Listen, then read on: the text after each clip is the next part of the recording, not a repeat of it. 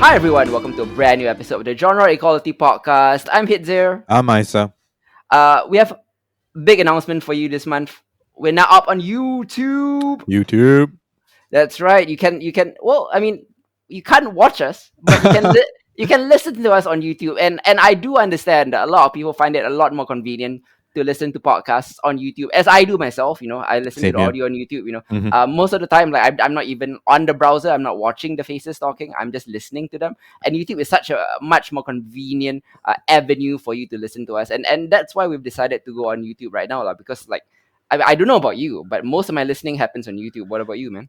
I think the majority of the time it really depends on the kind of content that Mm-hmm. I'm listening to. But YouTube is definitely superior in terms of when I'm on my laptop or my desktop.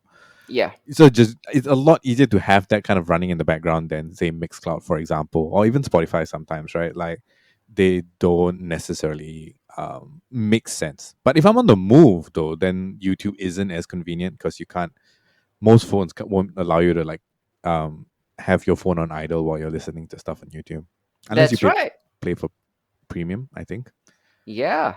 And that is what our Mixcloud is for.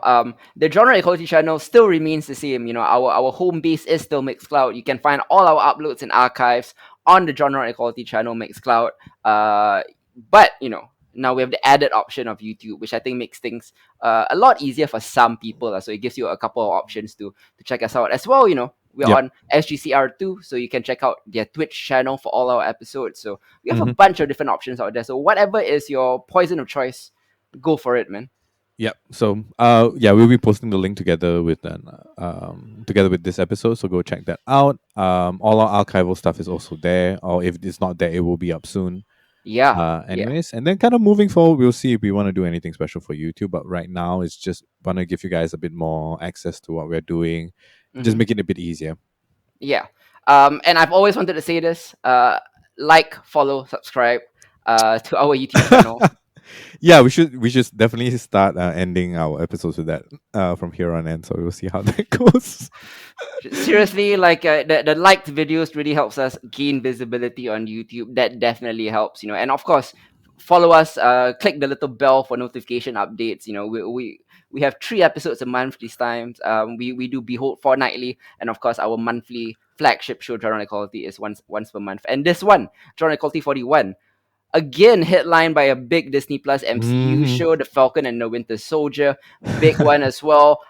Plus, we'll be talking about Invincible on Amazon Prime, Yeah. Infinity Train, the fourth and final season on HBO Max, Shadow and Bone, the new YA fantasy on Netflix right now, alongside For All Mankind, an alt history show on Apple TV. We'll be talking about Mortal Kombat later on as well, alongside a bunch of other shows. I'll talk about Yasuke, Thunder Force, Them, Made for Love, the new season of The Handmaid's Tale, which Hmm. I got a little preview thanks to Hulu. They sent me a few episodes to review, so Oh, I'm going to do nice. that here. Isa is going to be following up on The Way of the Househusband. We discussed the manga at length on our Behold episode, so you can go check that out if you just want to listen to our thoughts on the manga. This will be our thoughts on the anime specifically. And Yep. right at the end, we'll be talking about the new Joss Whedon show, HBO. And I'm going to tie it in with how like I'm sort of like reevaluating my Joss Whedon fandom, Hmm. forced to reckon with like my previously undying love for the creator, amidst the allegations that have come out via the Buffy cast, Charisma Carpenter, obviously most vocally Ray Fisher from Hmm. from Justice League, and I'll tie that all together about how it has like affected my feelings for the Nevers, which is I mean, taking everything out of context, it's just an okay show also. So Yeah. but like the bad vibes doesn't help me want to continue with it. Like, you know what I mean? But I'll talk about Yeah. that later.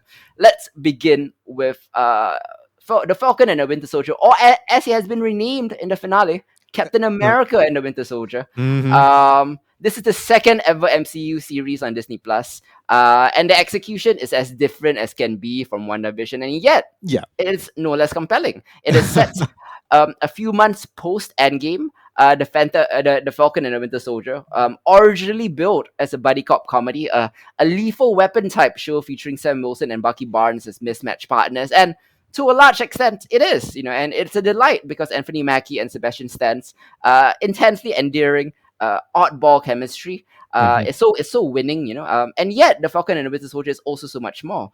Ostensibly, the show is about Sam's hesitancy to take up the heavy legacy of the Captain America shield, and alongside Bucky dealing with his guilt, PTSD, and trauma from being a brainwashed Hydra assassin for the better part of the last century. So those topics in themselves would have made for a very good show. But Mm. what makes this not a good show, but a very good show, is its ability to use those character arcs as lenses in which to view very complex, very murky geopolitical realities in the MCU in a post blip world. Yeah.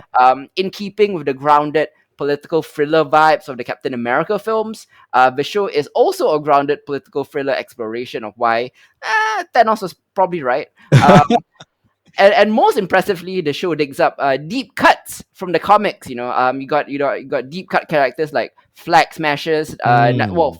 The Flag Smasher now has been rebranded into a terrorist group called the Flag Smashers. Yeah. We have U.S. Agent, we got Battlestar, we got Dr. Wilfred Nagel, we got Isaiah and Eli Bradley, who is the future Patriot. We got the Power Broker, we got Contessa Valentina, aka Madam Hydra, played by Julia Louis-Dreyfus. We got a gender swap Carl Morgenthau, now known as Kali Morgenthau, Hmm.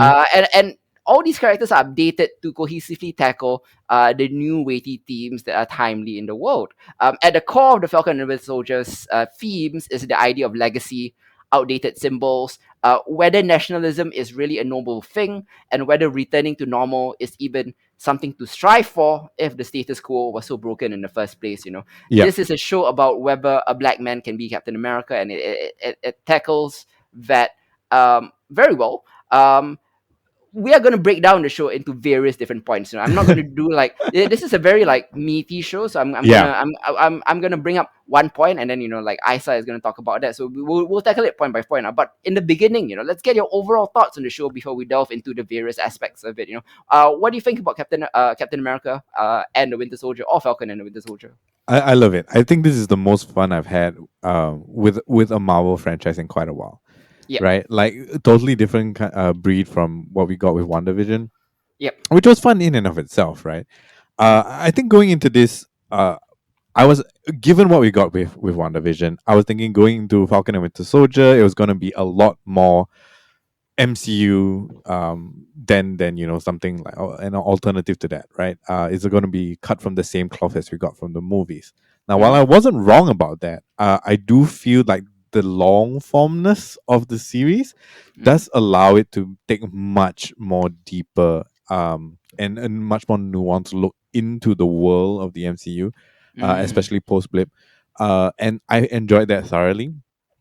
I mean, it's not a perfect show by any measure, mm-hmm. right? But it definitely does a lot of things good, and it's just so much fun. Like Yeah, that's I think that's kind of the main thing, right? Like it's just so much fun, and I can understand why everybody is kind of like talking about it and all of that, just because there's so many good things to be hung up about, right? Like whether you're talking about the very kind of good character progression of our two main protagonists across 6 episodes, mm-hmm. right? A very compelling antagonist, and anytime a TV character starts getting death threats, like they're kind of onto Yeah, something. yeah, Shout out to Wyatt Russell. yeah, Uh, and just having some interesting things, tying up some loose ends, answering some questions, bringing out questions that should be answered but they didn't answer, and mm-hmm, ultimately kind of setting up what we're going to be getting in Captain America 4, mm-hmm. which they announced at the end of the series. Yes. So all in all, I think like there's a ton of things for us to kind of discuss, and a lot of things that I'm a fan of. I do feel like there'll be things that we'll be nitpicking on, Mhm. particularly in terms of like they did so much with a lot of like kind of like the side characters or the new characters that they've introduced, Yeah. but there's some characters in particular that just can't catch a break. Mhm. Sharon Carter, I'm looking at you.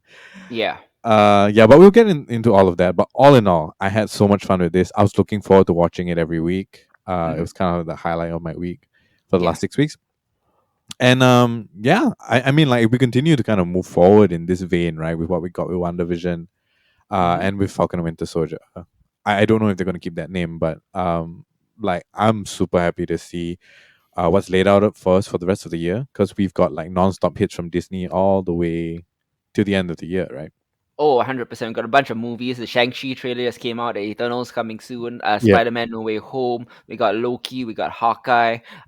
We got the MODOK show coming next month. So a bunch of stuff coming out of MCU. Making up for lost time from the Mm, all the stuff that happened in COVID last year. Plus Black Widow. We haven't even talked about Black Widow yet. You that's know, true. Yeah.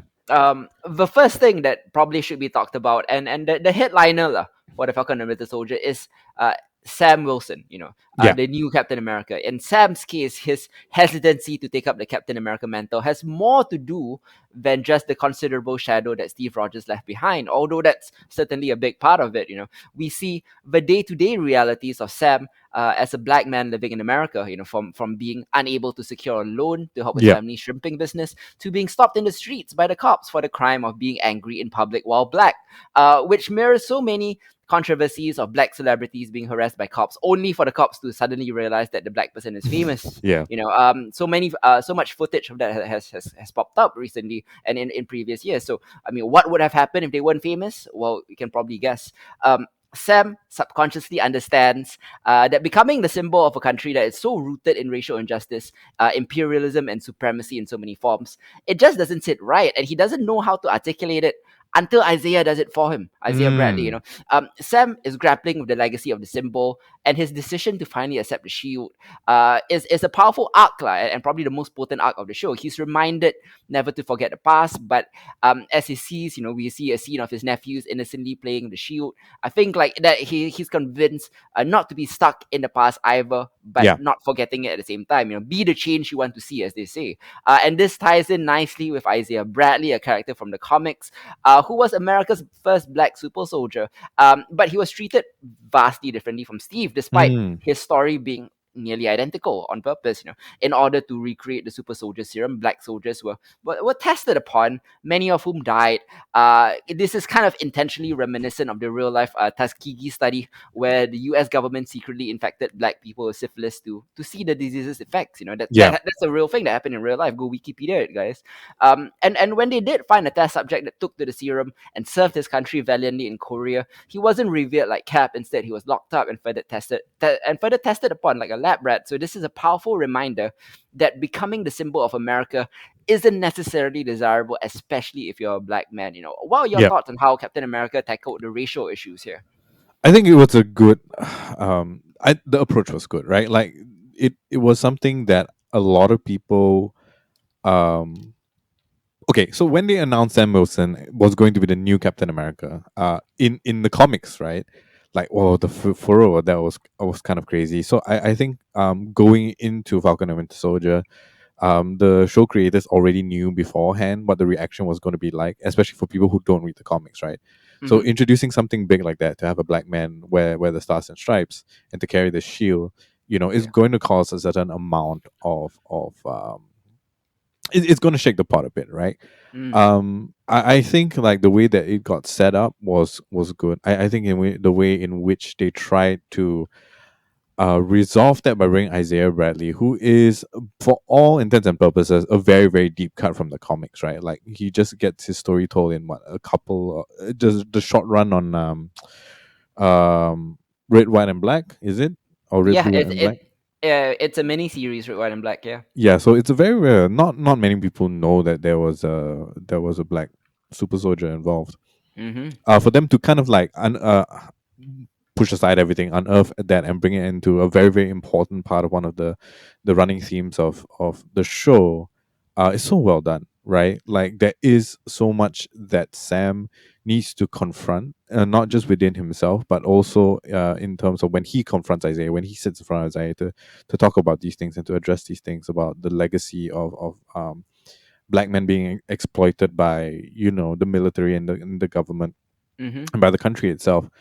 um those moments are so key, right, and so important to forming his eventual taking out of the mantle, Yep. right? Because he needs to understand, like it's clear that he feels a great deal, Mm. right, about the idea of taking on Steve's mantle, Mm-hmm. as does Bucky, right? Yep. But he doesn't really resolve that without constant interactions with other people who have felt the weight of that legacy in different ways, Mm-hmm. right? So on the one hand, you've got, couples therapy With Bucky, yeah. with Bucky, right? And like a lot of kind of like deep truth that Bucky has to share, right? Albeit cutting Yep. and extremely sarcastic at times, because they both Bucky and Isaiah Bradley suffer from a very different kind of impact, Mm-hmm. from what Sam Wilson is dealing with when it comes to like taking up the mantle itself. Yeah. All in all, I mean, like, things that you would kind of expect with everything that's been going on in real life, right?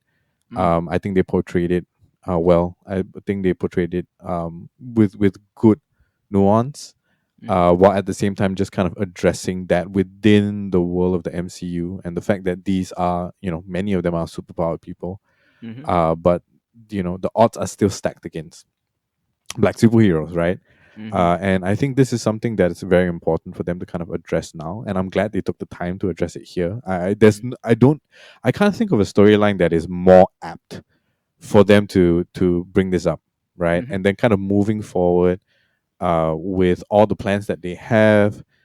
Given that Young Avengers, we're going to have a whole like very diverse cast of people Mm. there as well, and just Including move. Eli Bradley, Isaiah's son, probably. Yeah, Eli Bradley. We've got Kamala Khan as well, right? Mm-hmm. Like moving in that direction, especially Phase Four and beyond. I think it's extremely important that these things are addressed and kind of like, well, not dealt with per se, right, but are addressed so that you open doors for more diversity. You open doors for more nuance and more kind of like real world reflections of things like that, right? Like superheroes aren't ever created in a vacuum. They're always a reflection of the time in which they were created.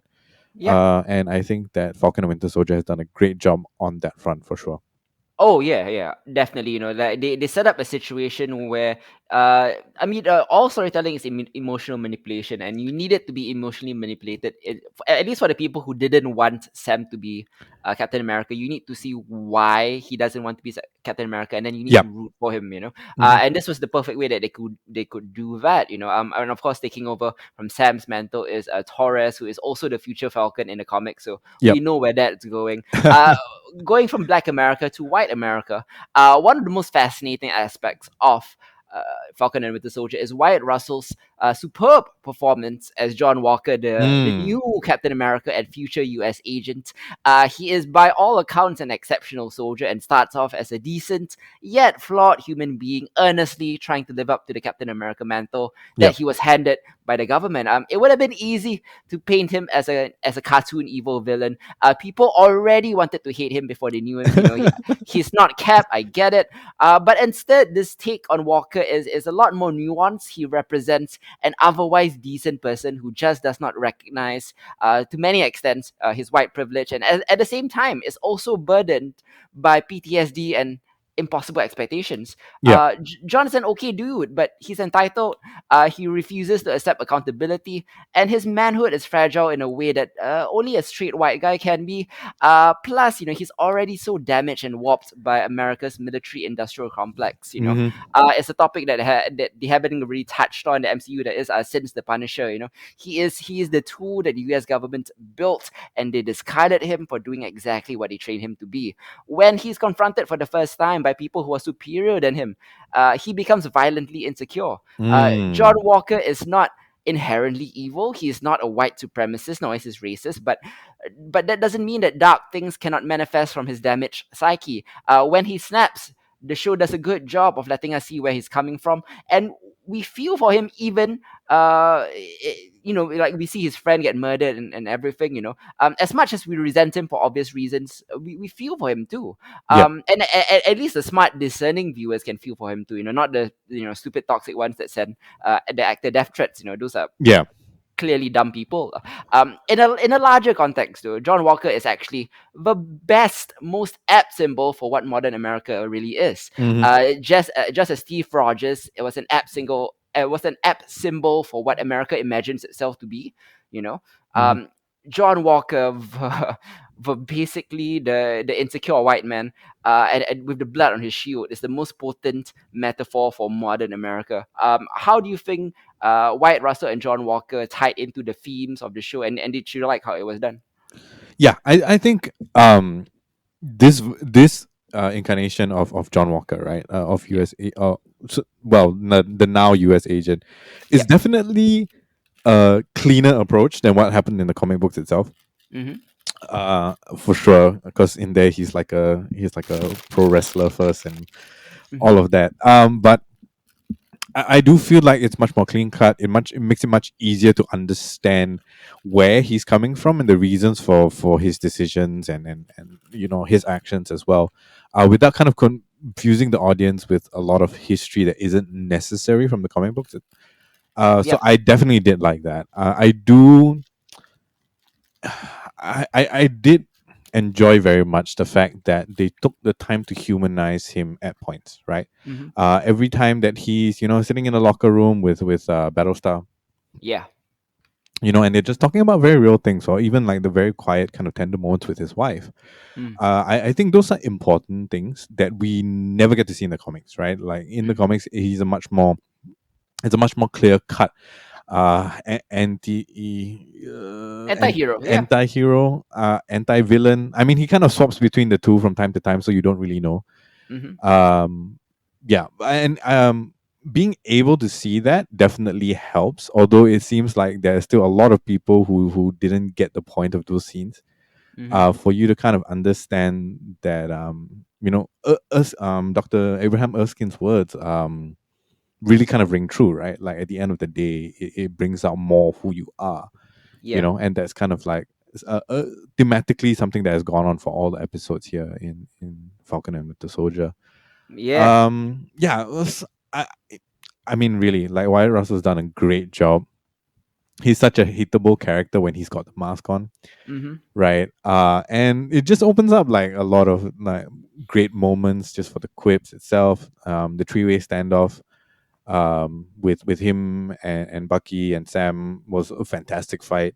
Mm-hmm. He does bring the right physical presence and the right kind of like brooding and like entitledness to the character, Yep. but at the same time you just kind of can't help but feel for him, right? Like Mm-hmm. even though his misguided entitlement to the cap title, the whole like making his own shield and shit, um or even like when he's bestowed with the US agent costume and title itself, right? Like Mm-hmm. the joy that you see there, feels very real. It feels very genuine, and you got to kind of ask yourself, like, why is it he feels that way? And you really have to kind of dig into, you know, um, the kind of life you have to live as like an elite soldier, right? Who's who's Mm-hmm. who's used to, not taking much of the credit, and having to face all sorts of things on the battlefield itself. So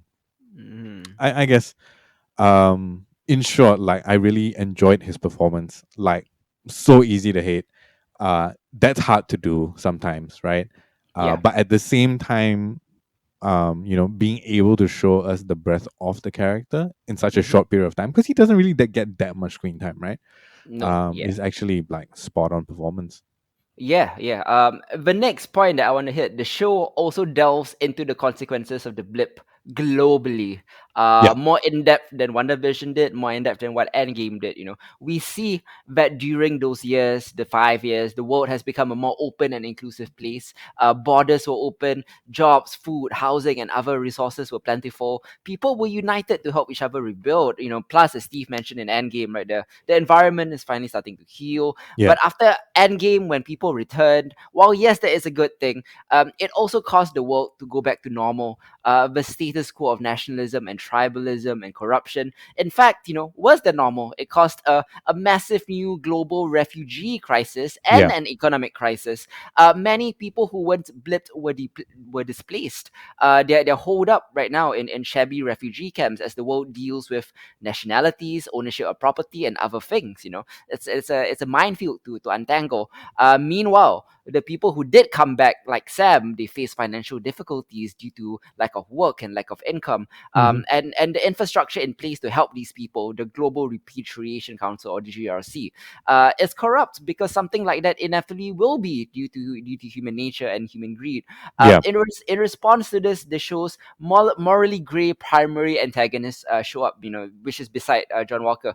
The real antagonists are Kali, Morgenthau, and the Flag Smashers, who are either freedom fighters or terrorists, depending on your perspective. They're fighting for the displaced people on Yeah. the margins who are unable to get aid from the GRC. They believe that the world was better during the blip, and perhaps they are right. They steal medicine and supplies for the camps. That's one thing. But where it gets murkier is their tactics. They've taken the super soldier serum. They've begun to use violent force, which includes firebombing innocent people. The Flag Smashers are such fascinating antagonists because, like John Walker, they're not clear cut villains. What do you think about the Flag Smashers as the villains of the show? I think in general we didn't get any villains in this show, right? Yeah, yeah, And I think that's very important. No matter what, how you flip it, whether you want to see Walker as a flawed kind of like hero wannabe, or Zemo as just kind of like a tag along like former villain. yeah. Like it's very hard to kind of distinguish that. I think with Kali and the Flag Smashers, um it's summed up basically by her there's this line that she says that I mean, call us terrorists all you want, but it really depends on whose side you're on, right? Hmm. And at the end of the day, I mean, it goes back to the one person's freedom fighters, another person's terrorists. Yeah. Their goal and what they're trying to do, I think, for all intents and purposes, is a noble one. Hmm. um, and they're resorting to violence because there isn't um, violence is what is available to them. Yeah, they have no option, right? Yeah, they have no option, and violence is what is available to them in the fact that they get their hands on the super serum via the power broker and courtesy of Nagel. Hmm. And the thing is that okay, so the serum has, with the exception of Steve, right, has always provided a way to violence, right? Like Yeah, it's been traditionally that for every single soldier in the Marvel universe, with the yeah, exception of Steve Rogers himself, yeah, unless you count Hydra Cap, which we won't talk about. yeah.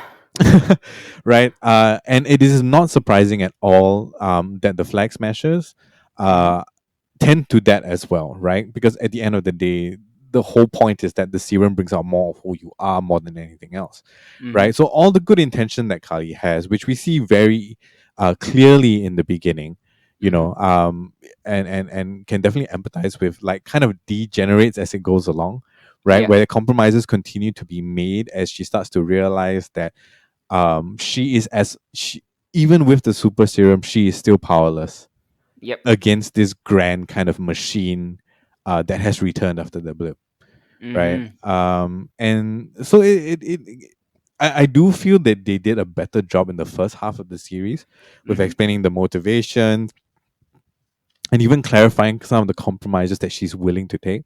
And a Hmm. lot of that just kind of gets subsumed in the forward movement of the plot in Yeah. general, especially going into the third act, which is understandable.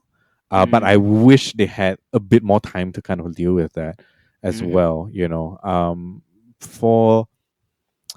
For it to be wrapped up by Sam's speech to the politicians at the end, right? Like Mm. Kali's entire arc to be wrapped up there is touching, Hmm. but it doesn't feel like it's enough. You Mm. know what I mean? It feels grandstanding at the end of the day, just because um, we see uh, Kali only as human for half of the series, Yeah. right? And in addition to that, I do feel like the rest of her crew, the rest of the Flag Smashers, like they don't get enough screen time or lines to really contribute to the idea of their goals, right? Hmm. The one that spoke the most volumes at the end of the day is the kind of support they're getting from everyday people on the ground, right? Yeah. Who support their cause, which is great. But I don't know if Kali's story and what they were trying to say with the blimp and all that kind of gets lost amidst so many things that are going on at the same time. Hmm. With Zemo and with Sharon and with Walker and all of that. Yeah. Yeah. So I don't know if they could have done it any differently within 6 episodes. Yep. I just think it's a bit of a waste. There was a point in time in which it felt the flag smashers felt like a convenient way to address post blip politics without Mm. necessarily dealing with the nitty gritty of that those consequences, right? Yeah, yeah. Um, I'm gonna talk about the finale a little bit later. It's probably the weakest episode in the show. yeah, Sam's grandstanding, as you talk about, which is part of the finale, really speaks to what Carly was saying in the beginning. A lot of people like to say shit, but yeah, is anything ever really done? yeah, Like what happens at the end of the Falcon and Winter Soldier? It's like what happens at the end of like every fantasy epic, where some noble king is like, yes, I'm going to end the wars and injustice, but how? yeah, um and they never really took the time to deal with it lah. So like I don't know if that is the real right way to honor Kali's legacy, because yeah, you might just be like doing what every other politician has done lah. You say you're gonna fix it, you say you're gonna be more inclusive, you say you're gonna listen to people, but really, are you? And which leads to the idea, the other big theme of the show, which is the idea of economic, political, racial, or physical power. Who wields them? Who yeah. wants them? And Hmm. who's subjugated by them? It leads to the show's other big theme, which is radicalization, which extends to so many other characters besides Kali, besides John Walker, Yeah. including Baron Zemo too, who actually kind of stole the show in a dance floor, or in episode 3. Yeah. Like we understand his stance on super soldiers because of what happened to his own country of Sokovia, and he is adamant that superpowers leads to many forms of supremacy. And he's probably mostly right, because how many people in the world are like Steve Rogers, and how many people are like Yep. Red Skull, as he Yep. says? Probably a lot more of the latter. Kali, Zemo, John Walker, and many others, they're thinking in terms of absolutes, which again leads to tribalization, leads to radicalization. Each radicalized faction is looking out for their own and not for each other. They each make valid points while their motivations are all justified.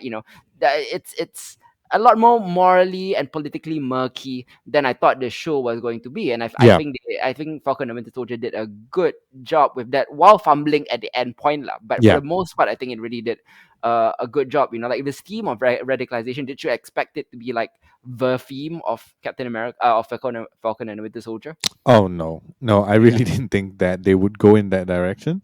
yeah, It is definitely surprising, and I think, if anything, what I am most impressed by is the fact that the themes that they did want to kind of tackle, right, very um, today. Yeah, are very today, yeah, but are very even across the board mm-hmm. for all the characters, right? Yeah, So just like you mentioned, with the whole idea of regularization, you've got Carly, you got Flex Smashers, you got Zemo, you've got Walker, who all face their own. I mean, all go through some form of radicalization, right? Due to the events that happen in their life, you mm-hmm. know. And then again, the ideas of legacy. Zemo has his with his father and Yep, his country and all of that. Kind of mirroring what's going on with Sam. Same thing for with Bucky as well. And that the fact that these themes are kind of weaved throughout all the characters in a pretty even way is impressive, yeah, because most of the time what happens is that you get one character to shoulder that entire theme for the duration of the story, yeah, and that definitely makes it a lot easier and a lot more clean cut. But the mm-hmm. fact that you get that over and over again in every individual story makes it a lot more clearer, a lot more salient in terms of what you're trying to say and try Mm-hmm. and put forward. um but yeah, the whole I did not think, when it first leaked, that they were going to be doing flag smashers, right? Yeah, I really didn't think that it would take the tone or the form that we saw in the end. mm-hmm. I thought it was going to be a bit more clear cut, right?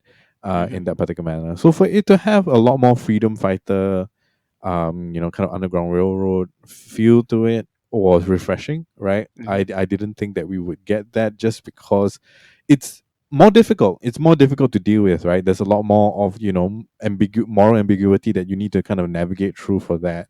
Mm-hmm. And given that this was only going to be the second kind of series from Disney, and it's Mm-hmm. like a straight up action thing as opposed to what we got with WandaVision, right? Mm-hmm. It would be tempting to take the easy way out, you know, knock out the big scenes, give us all the setup that we want for the future stuff, and then kind of move on from there.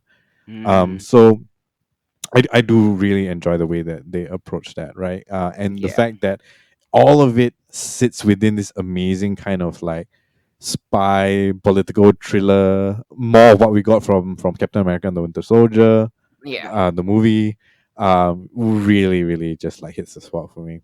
Yeah, the days of shows like 24 where they portray all radicals as villains is gone. You know, you need to now understand why people are radicalized, and what are the steps that you can take Yep. into helping them in the future to de-radicalize them. You know, how can you make things better for everyone and not just for the people who are being attacked from either side, like, you know. Hmm. Next up, let's talk about what I want to call miscellaneous, the smaller subplots in the Falcon and the Winter Soldier. We Yeah. deal with Bucky's guilt and PTSD. We have the Wakandan Dora Milaje hunting Zemo for the murder of their king. Oh We deal yeah. with what happened to Sharon Carter after Winter Soldier. You know, Uh she's huh. become just as delusioned with the myth of America and heroism and the established status quo. By the way, because she remains a fugitive and nobody bothered to help her, which kind of leads to the big twist at the end, which everybody saw coming, but it's Yeah. okay. We are introduced to the criminal sanctuary of Madripoor, which is the second big X-Men reference that the shows have dropped subsequently. We got Yep. Torres, who's going to be the next Falcon. Of all of these things, right? Like, what stood out to you the most, and why? Madripoor for sure. Right. Yeah, Also because of where we are located. yeah. Yeah, because canonically, Madripoor is just right next to us. Indonesia, yeah. Yeah, right. And I mean, I don't want to go too much into like the whole history of Madripoor and all of that. But it is a fascinating look at what I think they want to do by broadening the world that way, right? For Mm, all you know, right? Mr. James Howlett is somewhere on that island while yeah. Falcon and all of that are trancing around. For all Jessica is there as well. Um, Hmm. so it's interesting for that. I didn't really see a lot of Asians on Madripoor for some reason, which Well, was it is an international criminal sanctuary, lah, so there are people of all yeah, races. Yeah. yeah, but still, like it's something that they do portray in the comics at the end of the Hmm. day, right? Like the power structure there is very much localized despite its international kind of infamy.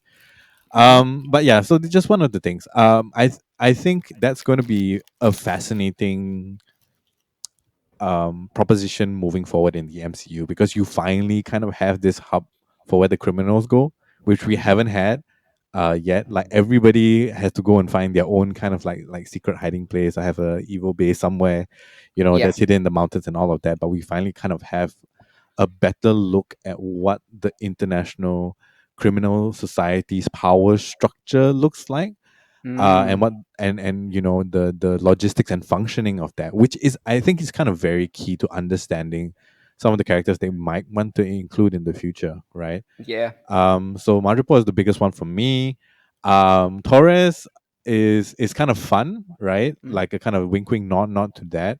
Easter egg, lah, basically. Yeah, but I mean it's very far from his actual comic book kind of origins, which I'm fine with because that was like Hmm. bizarre as hell. Hmm. But I think it would be cool for sure, right?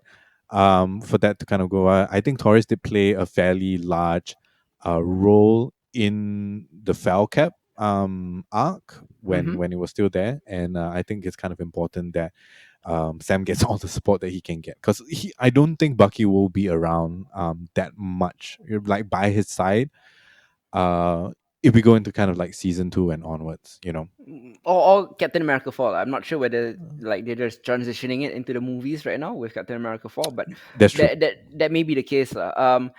Bucky's guilt and PTSD and trauma has led to, I think, I've not seen the entirety of his work, but Sebastian Stan's best work in the MCU, at least, by Yeah, for far. sure. His emotional acting in, okay, the title of the show is The Falcon and Winter Soldier, but the Winter Soldier is like the fifth most important character in the show. You got, Sam Wilson, then you got like John Walker, then you got Carly, then you got Isaiah Bradley, and then like kind of at the bottom there you got Bucky, right? Yeah. But the small moments that we did get with Bucky, Mm. featured really good acting with Sebastian Stan, particularly the one where he was being deprogrammed by the Dora Milaje in Wakanda. Yeah. Great bit of acting, just focusing on his face, right? The date that he goes on, that this like kind of little things really shows Bucky as a person, not Yeah. just like as the Winter Soldier and Yeah. what he's dealing with. That's good. My only issue with that is just like they just didn't do enough with it. His talk with Nakajima at the end should Mm. have been dramatized. I agree. Yeah, so I was a little disappointed in that lah. But Yeah. I with what little we got of Bucky, I love Sebastian Stan's performance. I just wish that we had more of it lah. I agree. I agree. Actually, just a couple of episodes into Falcon and Winter Soldier, like I really, really had this need to go and rewatch First Avenger, Yeah. which I did. And Sebastian Stan faces the exact same problem in that as well. Like he's only human Mm-hmm. from before Steve Rogers becomes Cap, right? Like we actually have to Yep. see what he's like, we see what their relationship is like after that. The moment he becomes Cap and then he becomes a prisoner and all of that, like that all just kind of like falls into the background. He's just a sidekick.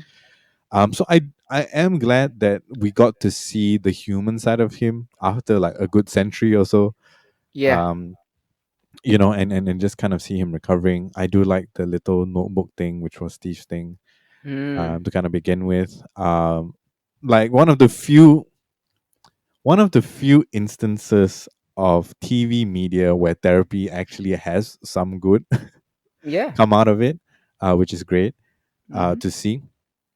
But yeah, they could have definitely done a lot more, right? His kind of turn from centenarian at the beginning Yeah. of the film to kind of like this shades wearing, cake bringing uncle of the family Yeah. was a bit abrupt, I feel. Mm-hmm. And they could have definitely done more there. But again, with all the things that they were packing in, I'm Mm. not surprised. Um, it would be great if we really got like a proper Winter Soldier series, right? Yeah. Like I think Sebastian Stan is capable of carrying a show by himself, Mm-hmm. for sure. And I hope that happens in the future. Maybe we'll get a um Black Widow Winter Soldier thing, which would be really cool as well. Indeed. Yeah. In the end, like just to sum it up, I thought that like this show delivered cinematic scale action. The Mm-hmm. action was thrilling, it was big, the buddy cop energy is off the charts, the political allegories are on point. However, the one thing that kind of drags the show score for me a little bit is this kind of the mediocre finale, which I think repeatedly failed to put the work in to get the character from one beat to the next. Yep. A bit of a convenient, a bit of a lazy finale, despite it being exciting, like overall, from an action standpoint. Yeah. Which is why I think I would give this rating a 7.5 out of 10. I think I gave Wanda like an 8 or 8.5, so this is a bit lower for me. This is a Yep. 7.5 out of 10. Yeah. It's a 7 for me. Yep. Just because like I really do feel like the finale was a bit kind of meh. It felt like, look, we're gonna debut. Mhm. Sam's gonna crash through the windows. Everybody's gonna look at the costume, and we don't Yeah. need to do anything after that, right? Yeah. That basically is what it felt like. I really didn't like the grandstanding at the end. I really felt that was like a real cop out, right? Hmm. Because unless you are gonna show that what he said has a direct impact in turning that into action for the rest of the world, like so what, right? Hmm. It's a nice speech, it's heartfelt. Hmm. Only the real things that made real impact were the concrete things that Sam was able to do, right? Which was ultimately Yep. recognizing Isaiah Bradley, which I think was the most important thing that he was able to do. And Mm. is great with that. And of course, Sharon's pardon, which Hmm. now leads us into a whole kind of different ball game with that. Probably the villain of Cap 4, right? I don't think she's big enough. Okay. I don't think she's a big enough villain for Cap 4. Um, but we'll see. We'll see. I think traditionally the MCU has had no idea what to do with Sharon's character. Mm. And kind of turning her from like a possible love interest to Steve after what went on with Peggy and all of that was just like distasteful to the nth degree.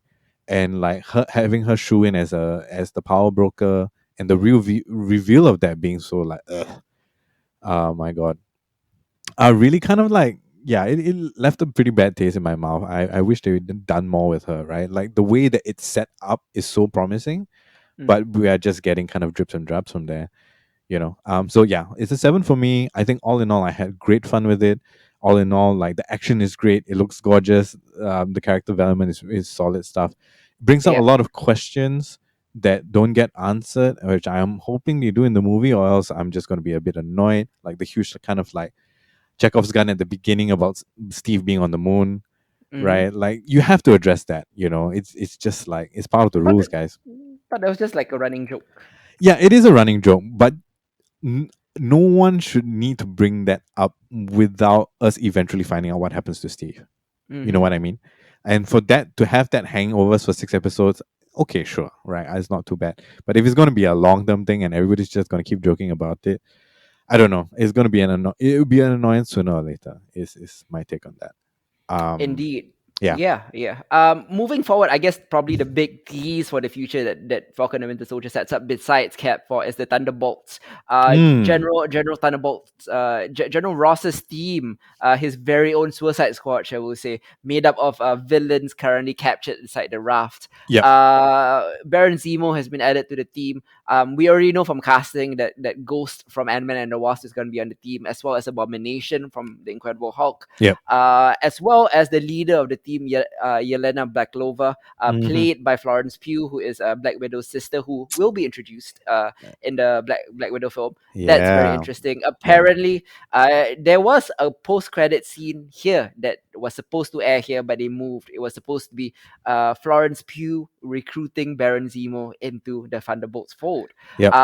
It has been said that they are moving that post-credit scene to Black Widow because of they have reversed the order now. Yeah. They So swapped it. they Hmm. didn't want to introduce, they didn't want to introduce her here out of context, Yeah. much in the same way that Contessa Valentina, Julia Yeah. Louis-Dreyfus, was supposed to be introduced in Black Widow, but was introduced here first. So her appearance here didn't have the context that it should have, lah. So For sure. the COVID has sort of forced like the calendar moves, which kind of affected Mm. the logistics issues Yeah. to a certain extent, and with like so many moving parts. I'll give them a pass for like why like the Valentina review didn't hit, why Baklova wasn't there, so yeah, Yeah, whatever. I think that's perfectly fine, right? Like, Yeah. if for me, having Madam Vice President show up Yeah. as future Madam Hydra is like a big deal as it is. Without the context, I think she still functioned perfectly fine within the role that she needed to play for the Hmm. series. But definitely, showing Florence Pugh here would have been strange. Though I'm Yeah. absolutely psyched to see Florence Pugh in the MCU. Big fan. Yeah. Yeah. Um, yeah, and we'll see. Black Widow isn't that far out from where we're at, so Mm. hopefully, I don't think they had to do that much finagling for the swap Hmm. in the schedule itself, Yeah. but we'll see. Yeah. Last thing before we leave, Ed Brubaker has come out several times, the creator of the Winter Soldier, one of the best comic book writers working today, by the way. Like the entirety of Captain America Winter Soldier up to now has been based on his arcs. Ed Yeah. Brubaker. Ed Brubaker has said several times that he has not been paid for for this multi-billion-dollar franchise that he's created. He's Yeah. been given like a small token sum, but then like he feels upset. Like he knows that when he signed on to Marvel has created own work, right? So you don't own it, you don't get royalties for it. Yeah. And whatever the MCU has been throwing him has just been out of goodwill. But he just feels like they could give him a little bit more, considering like how much money like his creations have made for them. Yeah. And I say this with regards to every other comic book writer out there as well. If you have used their creations, their ideas, their story points to make several $100 billion for yourselves, Hmm. maybe cut them a check for a few $1,000 lah. Like you just Just give them. Yeah, I mean, like, it's yeah, only right. just cover rent for them for the next couple of months, at least lah, like give them something lah. And I feel bad for Ed Brubaker and the rest of the writers at Marvel and DC, particularly because it's not creator own work, which is why it's sad lah. Yeah. Yeah, so pay Ed Brubaker, guys. Next up, I'm gonna be jumping into, speaking of comic books, from non-creator own work to creator own work. I'm be talking about Robert Kirkman's Invincible. Hmm. Robert Kirkman used to work in Marvel and DC, and then he realized he ain't gonna get that royalty, so he started doing creator own stuff. He's most famous for The Walking Dead. Uh, Now, his second most famous comic book, Invincible, has been turned into an animated TV show at Amazon Prime. Yep. The comic book Invincible ran from 2003 to 2018, and it quickly became one of Image Comics' most beloved titles, thanks to its compelling take on the superhero coming of age genre. Yeah. Fans of that original comic book series will be happy to find out that Amazon Prime's animated adaptation captures what makes the comics work while fixing a lot of the frustrating and problematic issues that were found in the comics. Mm-hmm. Invincible primarily follows Mark Grayson, who is voiced by Stephen Yeun here, the son of Omni Man, who is voiced by J.K. Simmons, and Debbie Grayson, who is voiced by Sandra Oh. Omni Man is originally from the planet Viltrium, a bit like a Kryptonian character. He possesses superpowers greatly reminiscent of Superman, including super speed, super strength, and he's passed it on to his son. While Mark is something of a late bloomer, his powers eventually manifest, which results in his father teaching him how to use them. Basically, father-son training to how to be a superhero. Mark, for his part, wants to use his incredible abilities to help the people of Earth. Yep. But however, as a high school student, he's forced to, do the Peter Parker thing, try to balance this obligation to use great power for great responsibility alongside homework and romance and stuff like that. It's a very Peter Parker type story. Soon, though, the stakes escalate due to a secret that threatens everything he holds dear. It turns out that Omni Man is not the hero that he says it is. Um, Mm-hmm. as an adaptation, Invincible hews closer to the source material than The Walking Dead or The Boys does. Yep. The number of plot points are pulled straight from the comics and executed almost verbatim in the same way. Yes, there is some remixing going on. Like some later stories come in earlier, and some early stories are pushed to later. But small superficial changes lah. As well as the kind of the race bending of Mark. Now he's half Korean to fit with Stephen Yeun's casting. Mm-hmm. Um, but for the most part, these alterations are extremely successful. Invincible succeeds at capturing the spirit of Kirkman's original comic, and in many ways improves upon it. It's a product of the early 2000s, like the comic is, and Yeah. rereading Invincible in 2021 can be somewhat frustrating due to, among other things, an undercurrent of like homophobia that's kind of pervasive in the early issues. Mm-hmm. While accurate to how many people spoke at the time, there's still a certain cringiness that if you were to hear it in dialogue form today, is best avoided lah. Yeah. However, in adapting the source material, Invincible drops a lot of content that might prove problematic while going a long way to make the show more diverse, both on screen and off screen, as with the voice casting. Yeah. As a TV series, the Invincible show shares a lot of the same DNA with The Boys. Both are meant to be more realistic, subversive takes on the superhero genre. So this ends up being most evident in the show's violence and gore. And make no mistake, Invincible is brutal at times. However, the show's blood and guts isn't gratuitous and seems more like a natural extension of choosing to depict animated superheroes in a realistic way. This ends up helping Invincible really balance the realism and fantasy by emphasizing that bad decisions can result in life-changing consequences. Mm-hmm. A bit of a better take on this kind of violence than what Zack Snyder does, for example. Like, what makes Invincible shine is the perfect blend of that vibe alongside the bright and colorful golden age comics optimism, or in this case, it's animated in the Saturday morning cartoon style of animation. Yeah. So you pair that aesthetic alongside a very brutal story. It makes for a very interesting juxtaposition. Like the vibe of the story is very bright, it's very optimistic, golden age Saturday morning cartoon, but the stories themselves and the violence is more in tune with the boys. So I like that juxtaposition.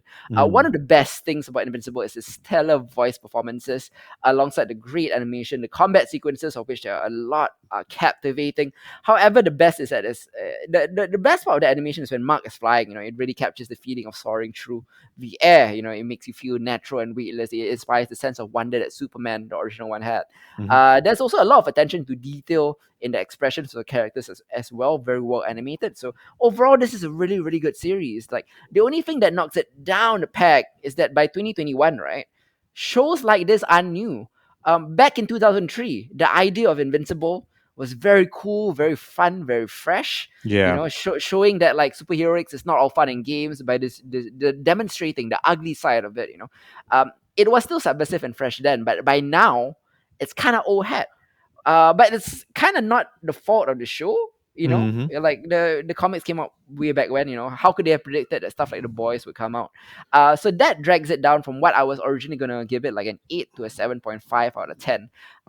You know, it's interesting because the first two shows that we reviewed, The Falcon and Winter Soldier and Invincible, both are dragged down for me because I feel like they're lesser versions for The Boys. In terms of like with Falcon and Winter Soldier, with the social political commentary, Yeah. which doesn't like it isn't nearly as smart as the Boys season two, and Invincible is kind of trying to do the same thing. So yeah, 7.5 out of 10. Overall, a very good show, though. Next up, Cool. we got Infinity Train. So, over the Mm. past couple of years, if you've Yeah. listened to our podcast, Infinity Train has become one of my favorite cartoons of all time, Mhm. just for its sheer imagination and layers of emotional complexity. I'd say that it rivals Adventure Time or Steven Universe, and judging by the fact that the past three seasons have been rated 9.5, and 10 out of 10 for me, you can tell that the show that I love the show, and I'm kind of sad to hear that HBO Max has cancelled it, meaning Oh this fourth man. season is its final one. So, you know, for those who don't know, Infinity Train is an anthology. Clearly, a lot of you don't know that because the ratings are bad. So each season follows different protagonists as they explore an extra dimensional train where each car contains a different pocket universe. It's created by Owen Dennis. Book one introduced us to the bizarre realm of puzzles and Mhm. kooky residents and wild adventures, and the hand number tattoos that correspond with emotional growth or slippage. Human passengers must get their number down to zero to earn their exit back to the real world. And each car contains, eccentric denizens, sentient anthropomorphic animals or talking inanimate objects, just to name a few. Humans might get their number down by interacting with these denizens and solving puzzles as they pass through the cars. And the stepping stones and slippages matter as much as the destination because all of these is to test your emotional growth. Yeah. Um, the main human passenger in each season must confront their traumas and fears. So Tulip in season one dealt with her parents' divorce. Jesse in season two accepts responsibility for giving into peer pressure. Although I think in season two he's more of a supporting player to Yeah. MT's quest for self-actualization. In book three, Grace and Simon must confront their toxic perspectives, stuff like that. So, when observing the shifting of the train's order across seasons, right, there's this kind of budding interrogation of the nature of the train, a train that applies algorithms to track moral progress, that steals young passengers, including young children, and drops them into potential life or death situations. So, Mhm. kind of book two kind of a challenge the established formulas, indicating that subverting and bending the rules outside of the train's mandates can be your salvation. Mhm. We saw MT literally rage against the machine Yeah. that has erased and neglected her. But book three was a tough act to follow. It tracked a disintegrating found family who has metastasized into resentment, distrust, terror, dogmatic carelessness. They are very, very, very hateable characters as your protagonists, Mhm. which makes it a very tough ride. So, spending time with toxic people and pitting them at the same time because they lacked guidance in their training environment, as well as, you kind of root for them to heal while simultaneously being appalled by their actions. Yeah. So book two was a tough act to follow. It was very dark, very, very dark. Book four feels like an antidote to the darkness, Hmm. focusing more on rebuilding the central relationship of its protagonist after Yeah. its fractures. So the result is one of the show's lightest and most heartwarming season. So book four, not since book one, not since season one, right? Book four speaks to the ethos at the core of Infinity Train, which Mhm. is we all have a chance to do better and get better if we try. So book four does an interesting thing where it doesn't delve deeper into the mythology of the train. Instead, it chooses to use its last season more to delve into the ethos of the train. So, Okay. we've done a lot of the myth building. Let's get back to like a season one style show as an antidote to the season three darkness. So, Mhm. the passengers this time around are two best friends. We are introduced to a free spirited guy called Ryan, Mhm. and his responsible friend Minji. In their childhood, both these boys dreamed of becoming rock stars. But while Ryan sets off on a cross country tour to try to make it big, Minji works at a local restaurant and prepares for college. So they have different ideas about what success is. So the action kicks off when Ryan books a gig in New York and returns home to persuade Minji to come with him. Yeah. After an argument, they wind up aboard the Infinity Train in matching grey jumpsuits, and they have matching numbers on their hands. According to the train denizens, two passengers coming aboard at the same time with the same number is basically unheard of, which speaks to how intertwined the issues are. Mm-hmm. What makes book 4 unique is that this time around, the train mythology, as I said, and the mechanics are obvious to the audience. We know the drill. Yeah, Yeah. they don't bother to explain it to us. And most interestingly, the passengers past aren't treated as mysteries. Usually, we're treated to a flashback later on in the show that explains the trauma. Mm-hmm. Book 4, the entire first episode takes place off train.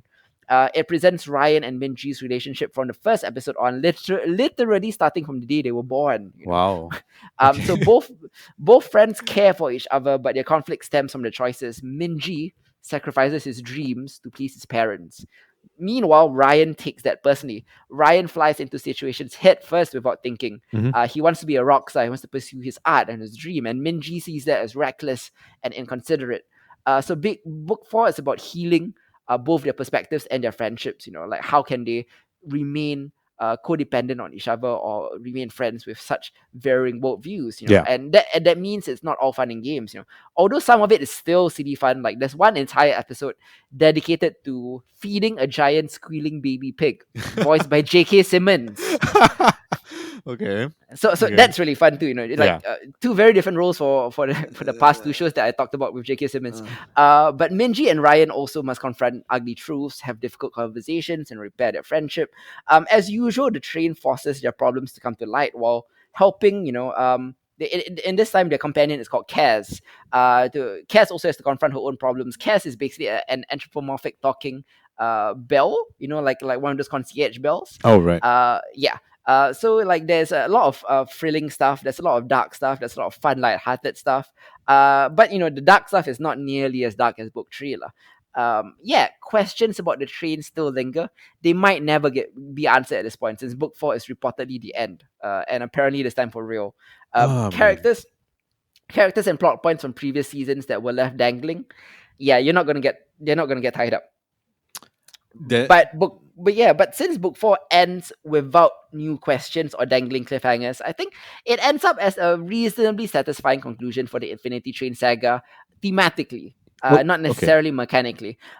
If all of the questions about the train were answered, I guess it might lose some of its mystique and appeal. So instead of finishing the show by stripping away the mystery, I think Owen Dennis and his team wanted to use the last season to showcase the train's true purpose, Ye- showing us that we have a chance to do and get better. But at the same time, I do wish that they do have a chance for future seasons to wrap up the other mysteries of the show. I'm giving this an 8 out of 10. And I do wish that, they would at least give it a couple more seasons, like, because like this has been planned as a 6 season arc, Yeah. and Owen Dennis just doesn't have a chance to really get to fulfill his vision. Sad to see such a great show cut short. It doesn't get it doesn't get the Steven Universe or Adventure Time chance to live up its natural lifespan and give you the conclusion that you deserve, which makes it very disappointing for one of the best cartoons out there. Mm-hmm. You have some thoughts about Infinity Train as well? Yeah, I mean, I love Infinity Train. I hopped on board. I think in season 2, I hopped on board to help with the review for that Yep. when you were doing that. I okay. I think part of the reason why its ratings aren't good is also because of the fact now that we're moving on to streaming, the platform it's on isn't great, right? Yeah. Yeah. It's a bit sad, but at the same time, I do feel like um the possibility of it being taken up by another streaming service is quite high given in this day and age, and Yeah. that might actually help it a great deal. Like I feel, having watched like three out of the 4 seasons of Infinity Train, you put this Mm-hmm. on Netflix, damn, it would do so well, right? Yeah. Together with all the other stuff that's there. Like the fact that Steven Universe blew up again after it started showing on Netflix as well. Mm-hmm. So fingers crossed. They get to continue the story on another platform or even through another medium, right? I would love to read the comics if they ever wanted to continue like book 5 and onwards with that. So I hope so, because I think this is one of the stories that it's the close it is that upper kind of echelon of animation that we've gotten over the last couple of years, and it's very Mm-hmm. sad to see it end prematurely. Definitely, man.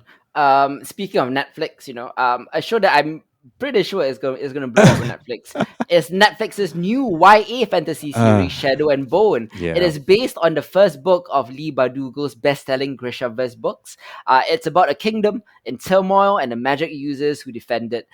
In the hands of showrunner Eric Hidzir, who is the screenwriter of Arrival, mind you. Mm-hmm. The first novel, I think, finds a new life over the 8 hour-long episodes that is presented in season one, and I think it fulfills the potential it always has.